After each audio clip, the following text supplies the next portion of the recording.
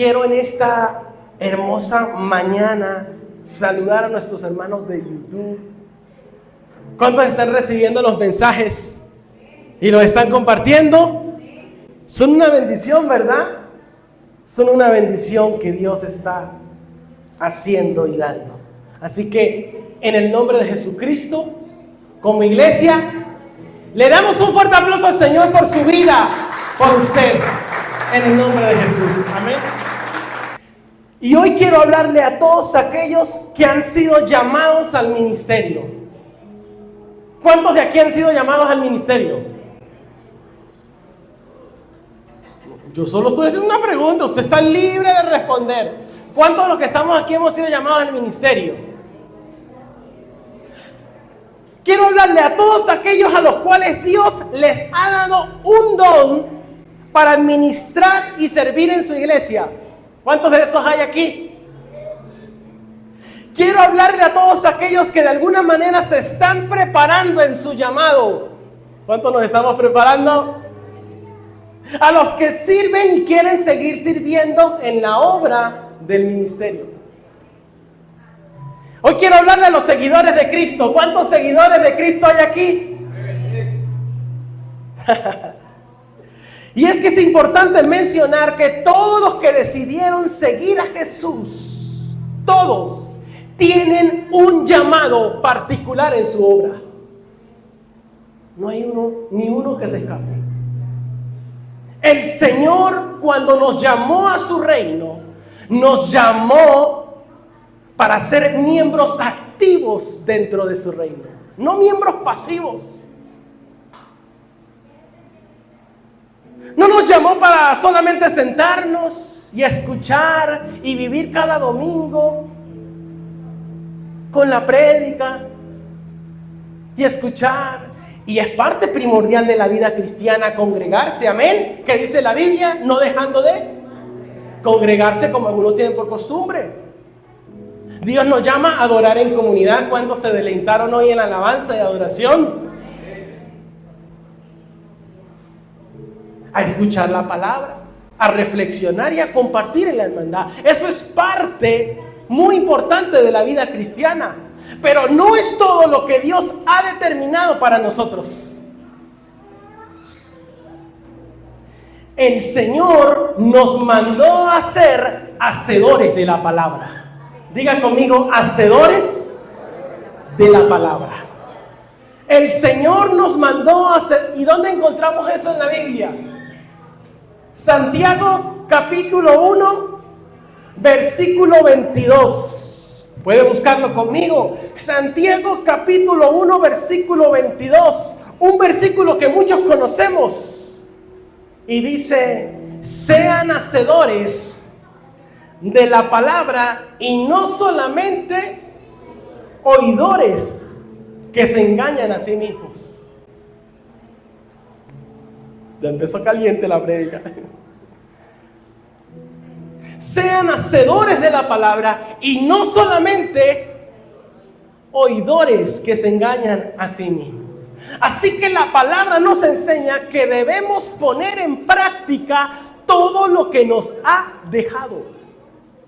Y su palabra nos enseña que todos tenemos un llamado y un don específico que Dios usa para nosotros, para hacernos de nosotros sus servidores.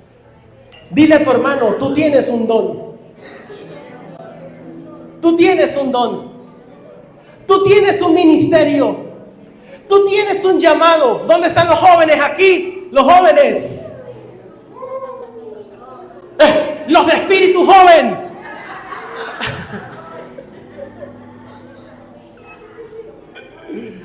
Los jóvenes de verdad.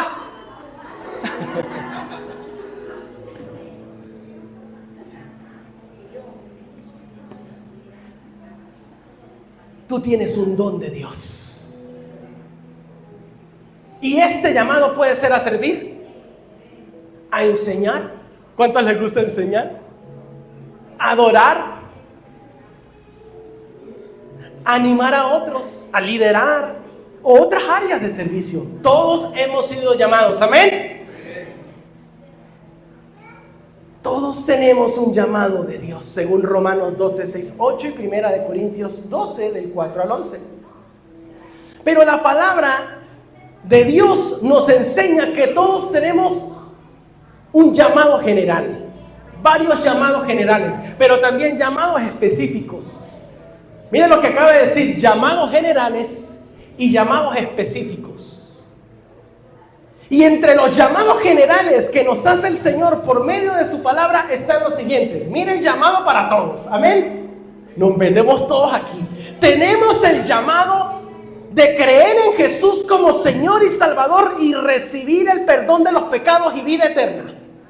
Ese es el primer llamado que tenemos. Tenemos el llamado a vivir una vida que honra a Dios y se asemeja a la imagen de Cristo. Tenemos un llamado a crecer en el conocimiento de Dios. ¿Cuántos están creciendo en el conocimiento de Dios?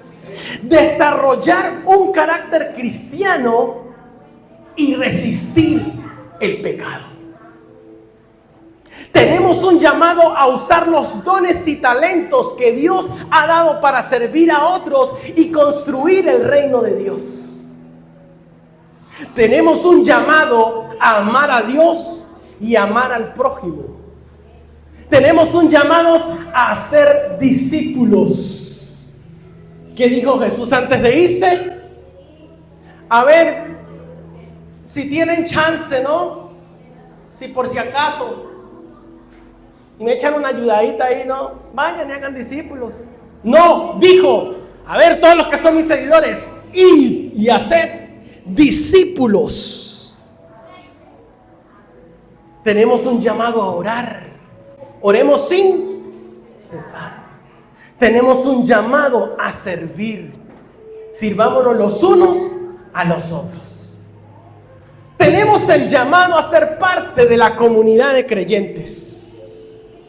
Un mismo espíritu, una misma fe y un mismo Señor, que es de todos, para todos y con todos. Amén. Tenemos el llamado de apoyar a su iglesia, de apoyar a los pastores y a vivir de acuerdo con los principios bíblicos. Y tenemos el gran llamado de participar en la misión de Dios y llevar el mensaje del evangelio a otros. ¿Cuántos están conmigo? ¿Cuántos se identifican con este llamado? Y es que yo les digo algo. Ayer hablaba en el Coffee Time con amados hermanos que amamos en Cristo y llegábamos a la conclusión que todo lo que debe hacer la iglesia debe ser con un carácter misional. No tiene sentido que seamos iglesia si no pensamos en las almas. No tiene sentido que seamos iglesia si no pensamos en la gente que no tiene a Cristo. A veces en nuestras iglesias cristianas nos llenamos de tantas actividades y eventos y aquello, pensando solo en nosotros. No, hay que pensar en los de afuera. Y por eso cada actividad, cuando hacemos actividad de mujeres, de jóvenes, de niños, de todo lo que hacemos en Iglesia Hogar, que en este primer año hemos hecho varias, siempre ha sido con la intención de que mujeres y niños inviten a ¿quién? A otras personas a venir a los pies de Cristo. Entonces todos tenemos este llamado general, ¿amén? ¿Y saben algo? Estos llamados generales no son para uno decidir si quiere o no tomarlos. Hay que obedecerlos. El verdadero creyente es hacedor de la palabra. Y por lo tanto se toma muy en serio estos llamados en su vida y los va a poner por obra con humildad, con amor y con paciencia y con el único objetivo de glorificar a Dios. El verdadero Hijo de Dios está buscando la forma de glorificar a Dios, a su Padre. Y siempre dice, heme aquí, Señor, envíame a mí. ¿Qué quieres que haga para tu reino? ¿Qué necesitas? El verdadero Hijo de Dios que está enamorado de su Padre, que le conoce, siempre quiere estar haciendo algo para Él.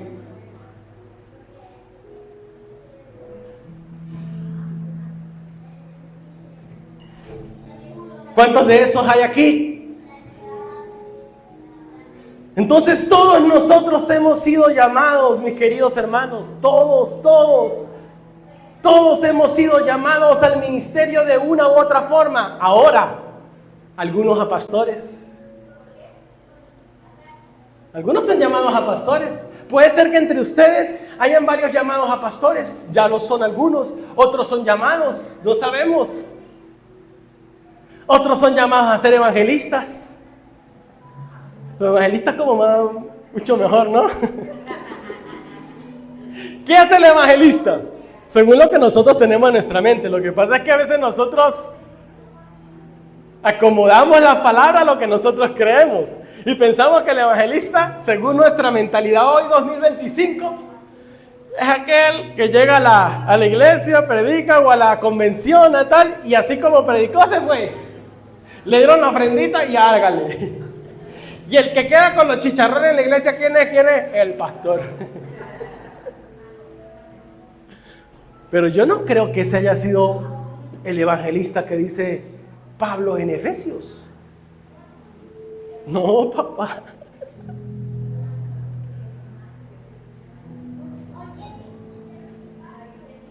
También llamó a ser otros maestros, personas que les gusta enseñar y tienen esa dinámica y esa técnica, que han estudiado hasta quizás pedagogía, educación, y la gente le presta atención.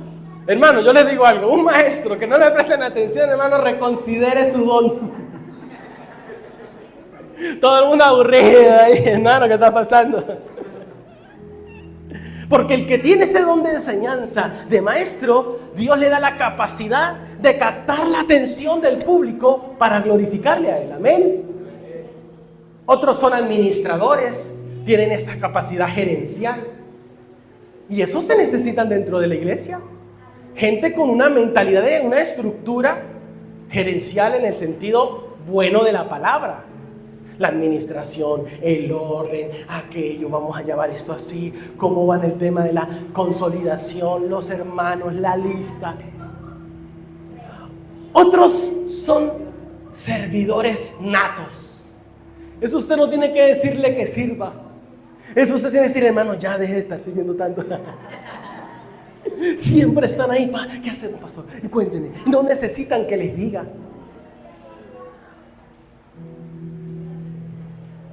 Ayer hablaba con mis queridos hermanos en Coffee Time también. Otros tienen el don de dar. La Biblia habla de los dadores. Los que, dice la Biblia, los que son dadores, háganlo ¿con qué? Con liberalidad. Eso es lo que dice la palabra. Son personas que siempre están buscando cómo dar. Dar y dar, y están buscando cómo hacer, y hacer, y esto, y cómo vamos a planificar. Y eso, en la Biblia mencionan varios en el ministerio de Jesús. 2 mujeres y un buen hombre. Una mujer llamada Juana. Otra mujer llamada Lidia. Un hombre llamado Bernabé, que tenía una herencia, una heredad. Vendió todo lo que tenía y lo puso a los pies de los apóstoles para la obra del ministerio. Otros son dadores, otros animan. Usted no se ha encontrado con personas que usted siempre los ve como con buen ánimo.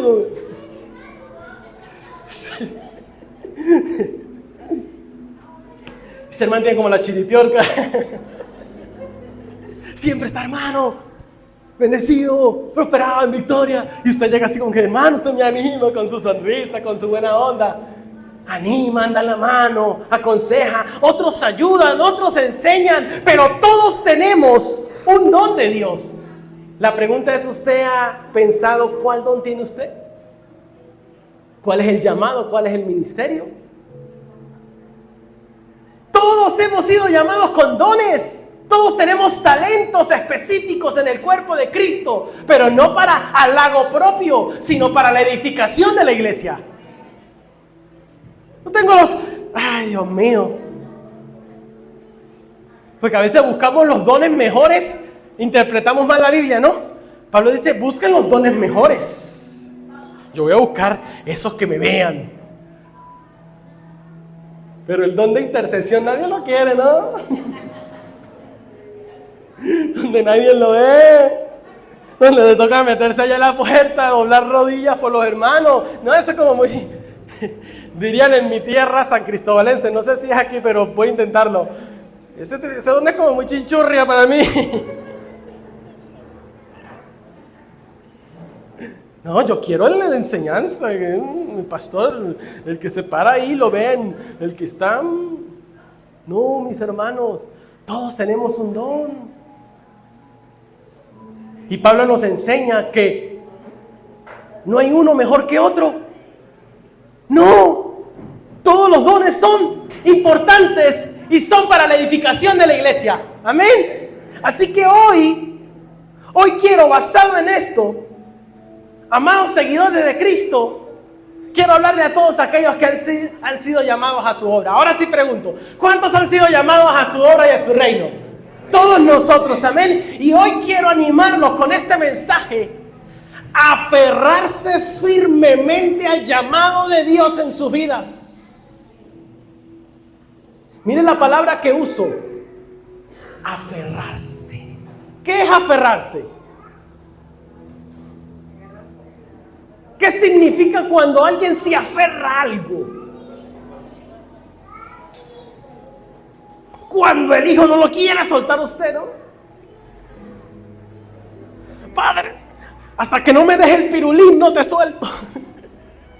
Aferrarse. ¿Sabe qué significa aferrarse? Sujetarse con fuerza. ¿Usted alguna vez se ha sujetado algo con fuerza? En la montaña rusa se sujetó con fuerza. Bueno, el pastor nunca llegó a eso, de broma, gusanito. Los que vienen a San Cristóbal y la feria saben que es gusanito. Esa fue mi máxima experiencia de adrenalina, el gusanito. Y salí traumatizado del gusanito. No, mentira, el martillo también es fuerte. Y una vez estuve en una quinta de confianza en uno que se llamaba Evolution. Hermano, nunca más en la vida. De broma me pongo con las tacitas de té con Yo Soy poco a poco. Ahorita cuando pasó la feria me monté con el caballito con Yo Soy. Aferrarse, hermano.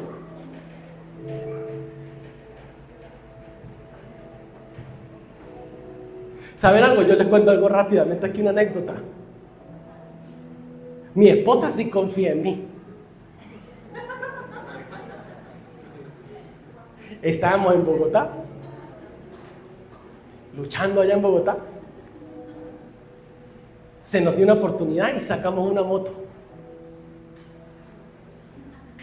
Yo no había agarrado una bicicleta desde los 10 años. La última vez que me monté una bicicleta fue a los 10 años. Y después de casi 17, 18 años. Y nos salió la moto, lo bueno es que era automática. ¿Sí? Hermano, mire, dicen por ahí que el que aprende a manejar en Bogotá, maneja en cualquier parte del mundo. 500,000 motos en toda la ciudad. Carros, camiones, buses, patinetas, es una cosa. Motos arregladas, bicicletas con motores. De todo, una cosa impresionante. Y el que no sepa manejar en Bogotá, se lo lleva cualquier persona, ¿no? Vean y busquen. Cuando vean si el pastor está diciendo verdad o no, los peores tráficos del mundo en internet. Y les va a aparecer entre ellos Bogotá. Hermano, y si Naye fue conmigo en fe y nos entregaron la moto. Lo más normal, ¿no? Alguien que nos las lleve para la casa, ¿no? Y uno empieza en la cuadra a manejar poco a poco. Pero como yo soy arriesgado, me monté en esa moto. Vum, vum, vum. Me parece chumaje, ¿no? Pero quieto. Vum, vum, vum.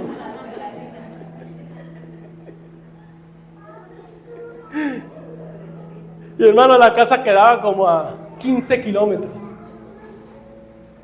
Dice que Bogotá está a 2 horas de Bogotá. Te puede durar en una cola 2 horas. De la policlínica al centro, 2 horas. La locura, ¿verdad? Yo cuando llegué a San Cristóbal y empecé a manejar, esto era el paraíso. Yo me sentía como después del rapto en el paraíso. Eso aquí, maravilloso. Y Sinaí, yo por si quiero usted se va adelante, en la buseta me espera. No, hermano, Sinaí se montó detrás mío y se aferró.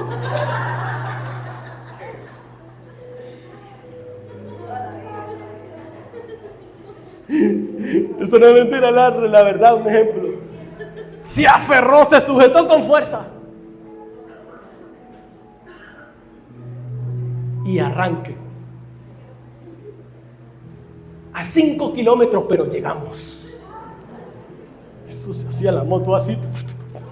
Y Sinaí, Dios mío, menos mal dijo Sinaí, yo ya aprendí con mi papá, como el papá es el doctor de las Vespas, si conocen las Vespas, mecánico de Vespa profesional. Sinaí muchas veces ya sabía que cuando estaba en las motos y pasaba algo, ella se podía agarrar y saltar así y caer y no pasa nada. ¿Sí o no? Usted le enseñó, o sea, usted le enseñó.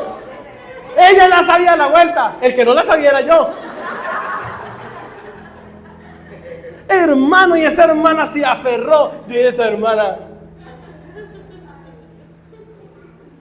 ¿Y por qué uso este ejemplo? Una anécdota entre nosotros. Porque esa mujer se aferró tanto y confió que nosotros debemos aferrarnos así al llamado de Dios.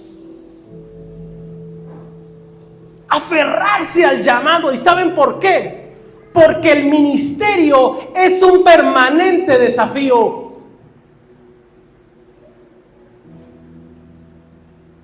Muchos quieren llegar al ministerio pensando que eso es para... No, yo quiero ser pastor y eso porque el ser pastor es reconocido y el ser esto es aquello. Y piensan que el estar aquí a hacer esto es para vanagloria, ¿no? Por eso el Señor les va a decir a muchos, yo nunca los conocí a ustedes. Profetizaron supuestamente, pero yo nunca los conocí. Buscaron un don, buscaron un supuesto talento, pero para vanagloria propia. Pero los que buscan el verdadero ministerio de Dios se van a encontrar con un permanente desafío. Nosotros en el ministerio, usted y yo, siempre nos vamos a encontrar en muchas ocasiones luchando en diferentes frentes. Por un lado, recibiendo noticias buenas, gloria al Señor por los emprendimientos, pero por otro lado, recibiendo noticias malas. Como hace poco que nos tocó ver partir a una hermana de nuestra congregación en Cristo. Y nos tocó asistir a su funeral. La vida ministerial está matizada por tiempos felices, pero también adversos. Por situaciones agradables, pero también desagradables. Por momentos de risas, pero también de muchas lágrimas. Por batallas con triunfos, pero también con derrotas. Por muchas alegrías, pero también con tristezas. Y estas situaciones son como la vida misma, mis hermanos. Todo esto vamos a estar experimentándolo en el ministerio, mis hermanos. Y el apóstol Pablo, pastor, demuéstremelo a través de la Biblia. El apóstol Pablo expresa esta realidad en su carta a los Colosenses, pero ¿sabe desde dónde? Desde la prisión.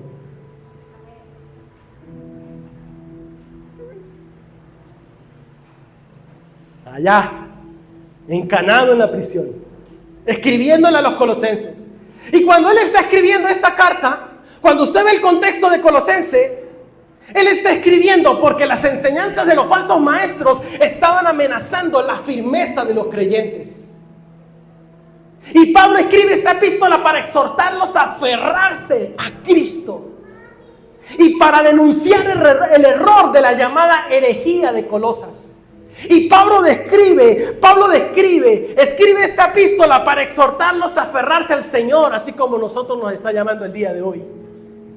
Y en ese contexto, el apóstol hace una breve pero jugosa reseña de su ministerio y en ella describe y confiesa sus emociones. Y si usted quiere verlo conmigo, en Colosenses capítulo 1, versículo 24, vamos a ver el corazón abierto de Pablo. Colosenses capítulo 1, versículo 24. Este es el pasaje clave de hoy. El apóstol dice: ahora me alegro de mis sufrimientos por vosotros.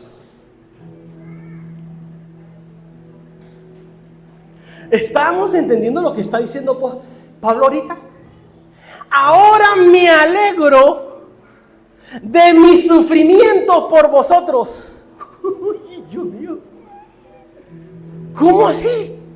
¿Cómo que te alegras de tus sufrimientos? Y esa es la paradoja de su ministerio. Así se llama el mensaje de hoy. La paradoja del ministerio.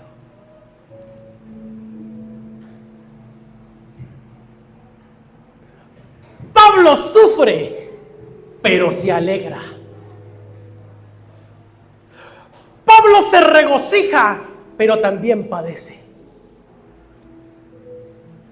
Y Pablo también era un llamado al ministerio como cada uno de nosotros. Los llamados podemos sufrir la tristeza, pero también podemos disfrutar la alegría. ¿Cuántos de ustedes han disfrutado la alegría? Pero ¿cuántos se han alegrado por sus sufrimientos? Uy, esa no la respondamos. Y lo más tremendo es que esto mismo se lo expresa a los Corintios y a los Gálatas. Por citar algunos ejemplos, en alguna ocasión el apóstol reconoció que su profunda tristeza fue disipada y cambiada en gozo por la visita de algún hermano. En 2 Corintios capítulo 7, versículo 6, ¿sabe qué dijo este hombre? Pero Dios, que consuela a los deprimidos, nos consoló con la llegada de Tito. ¿Qué está diciendo Pablo? ¿Que estaba qué? Deprimido. ¿Se imagina ya metido en la cárcel? En situaciones adversas, fuera de la cárcel, pero con situaciones de persecución, naufragio, persecución, apedreado. Y él dice, pero Dios que consuela a los deprimidos, se incluye, nos consoló con la llegada de Tito. Mire, hay un libro que se llama Discurso a mis estudiantes de Charles Spurgeon, se lo recomiendo. Y él en este libro, en un fragmento, describe la paradoja de su ministerio cuando dice: no es raro que los heraldos de la aurora en ocasiones se miren sumidos en la más completa oscuridad.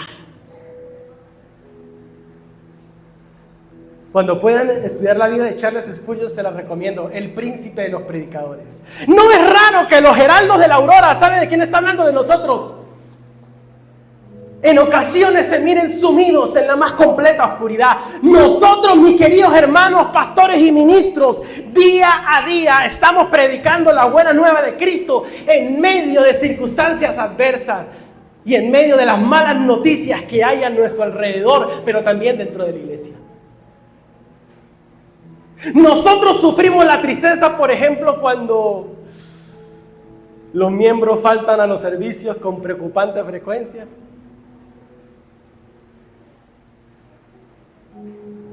Cuando los hermanos no van a la célula. Cuando los hermanos nos critican sin piedad.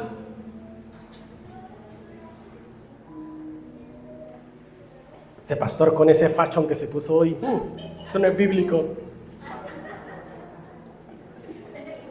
Me lo puse a propósito por el mensaje, ¿no? Sufrimos cuando no hay compromiso de parte de los creyentes. Nos podemos frustrar cuando hay discordia y disensión entre los hermanos. Nos duele cuando un hermano fallece. Nos duele cuando hay pecado en la iglesia. Nos duele cuando nos traicionan.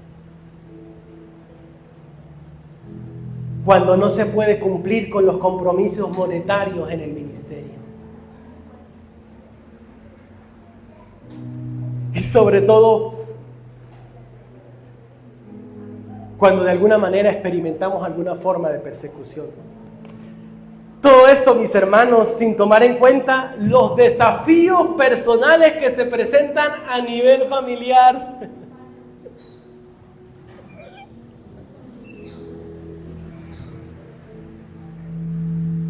Y sin embargo, también nos alegramos cuando los creyentes evangelizan y las personas se conviertan en Cristo, a Cristo.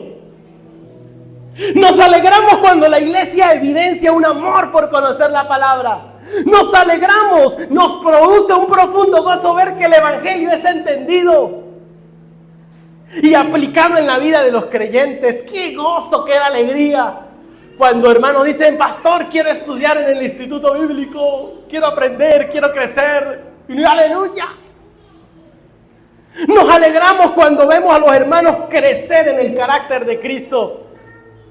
Nosotros celebramos cuando personas que han estado enemistadas dentro de la iglesia se reconcilian.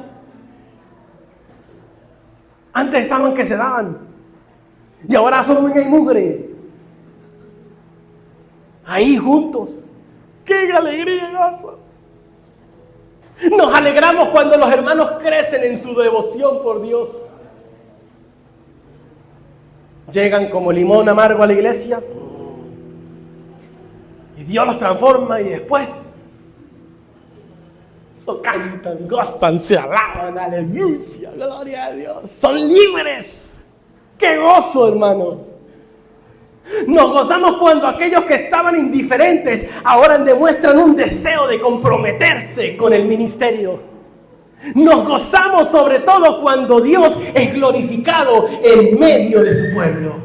Eso nos da alegría, ¿verdad, mis hermanos? Y sé que quizás estas no son las únicas circunstancias que nos pueden generar tristeza y alegría, pero creo que todo pastor y ministro llamado por Dios se puede identificar mucho con estas. Amén. Y por esto digo que todos los verdaderos llamados de Dios, los verdaderos seguidores de Cristo, van a tener que vivir o vivirán siempre la paradoja del ministerio. Muchas veces en tristezas, pero muchísimas también en alegría. ¡Qué alegría! Cada vez que lo veo a ustedes cada domingo me alegro. Aunque no me traigan nada, no importa, yo me alegro. Mentira, echando broma. Me alegro solo de verlos. Qué triste cuando uno no los ve. Pero ¿saben algo? Y estoy seguro de esto. Que en medio de esta paradoja, mis hermanos, nuestro buen Dios nunca nos abandonará. Él colocará hermanos que alivien la carga que está sobre nuestros hombros. Él colocará siervos y siervas que no serán indiferentes ante la realidad que vivimos. Él colocará hermanos y hermanas que serán de mucha ayuda para nuestra iglesia. Ellos nos ayudarán a llevar la carga del ministerio. Todos juntos llevando esta barca. ¡Agarre ahí! A ver, los hombres grandes como mi suegro y el pastor Carlos dirigen la obra. Y nosotros los flacuchos ahí todos. Venga, yo aquí un poquito por lo menos. Todos llevando, las mujeres, niños, jóvenes. Y Jesucristo como la cabeza de la iglesia, Él va a colocar personas que sirvan en los ministerios de nuestra congregación.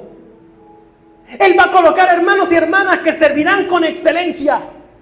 con amor, con pasión, que estarán a disposición de lo que necesitamos en nuestra iglesia. Porque muchos recordarán siempre la exhortación del autor de los Hebreos en 13:17. Obedezcan a sus pastores y sométanse a ellos, pues cuidan de ustedes como quienes tienen que rendir cuentas. Obedézcanlos al fin de que ellos cumplan su tarea con alegría y sin quejarse. Pues el quejarse no les trae ningún provecho. Muchos van a estar orando por nosotros, así que no estaremos solos en las batallas. Ellos van a orar por nosotros y por nuestra familia. Muchos no solo van a compartir con nosotros sus luchas y quejas. Y estamos para recibir, pastor, esto y esto. Porque sabe que también nos van a compartir sus avances, sus logros y su crecimiento en la gracia de Dios. Y sobre todas las cosas, muchos van a honrar a Dios en todo lo que hacen. Porque al fin y al cabo sabrán que todo se lo deben a Él. Hay una canción que dice: todo se lo debo a Él. Todo se lo debo a Él. Mi vida, mi sustento. Y hasta ahí me la aprendí. La otra parte me la sé, pero ustedes que son músicos después dicen: no, pastor, por favor.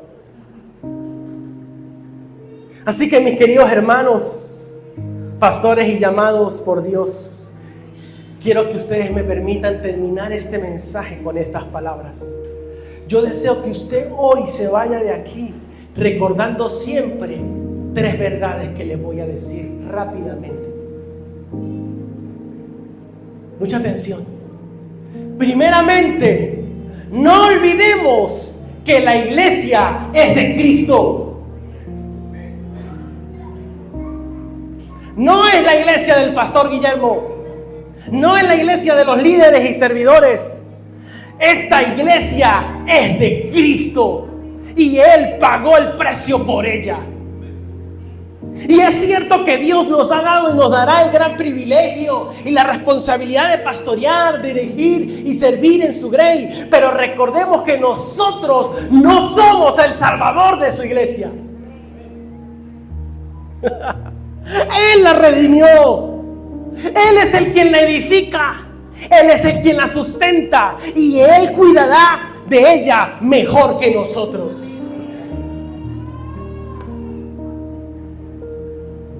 De Cristo es la iglesia. Segundo, debemos recordar que Dios está obrando en la vida de las personas, aunque eso no sea visible a nuestros ojos.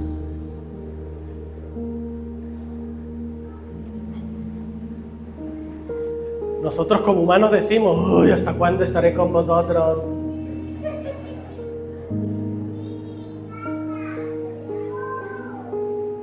Aprendamos a confiar en que Él es soberano sobre su iglesia y que todas las cosas ayudan para bien. ¿Cuántos aman a Dios? Todas las cosas nos ayudarán para bien conforme a su voluntad y su propósito. Incluso aquellas cosas que involucran el pecado en cada uno de nosotros. Nos va a ayudar a humillarnos. Las circunstancias difíciles y aún las más vergonzosas, todo va a obrar para bien. Y por último, tengamos siempre en perspectiva el evangelio que nos salvó, que te salvó a ti y que me salvó a mí. Charles Spurgeon dijo: les recomiendo que todos los días se miren en un espejo y se prediquen el evangelio a ustedes mismos, para que nunca se olviden de dónde Dios los sacó. Mírese al espejo, hermano. A su estilo, a su estilo. Respetamos los estilos.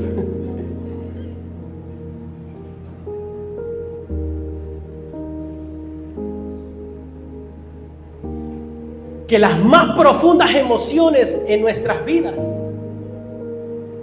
sean producidas por la conciencia de nuestra salvación. Un día, un hombre de Dios dijo: devuélveme el gozo de mi salvación. Que las mayores tristezas en nuestras vidas vengan de la convicción de nuestra maldad.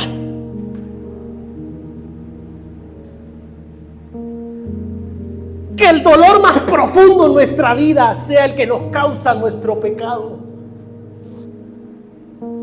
¡Ay, Dios mío! Y que las lágrimas más grandes de nuestro corazón sean las que derramamos cuando ofendemos a nuestro Salvador.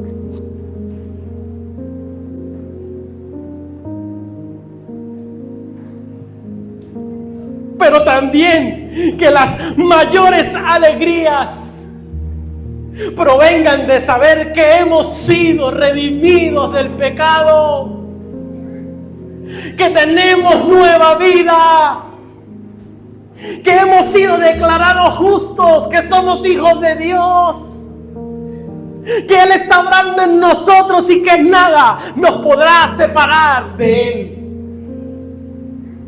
y que seremos preservados hasta el final, y que un día Cristo vendrá a llevarnos para estar juntos en la eternidad con Él. He aquí la mayor fuente de nuestro gozo. Mis queridos hermanos, pastores y llamados de Dios, no nos sorprendamos ni nos inquietemos por las aflicciones propias del ministerio,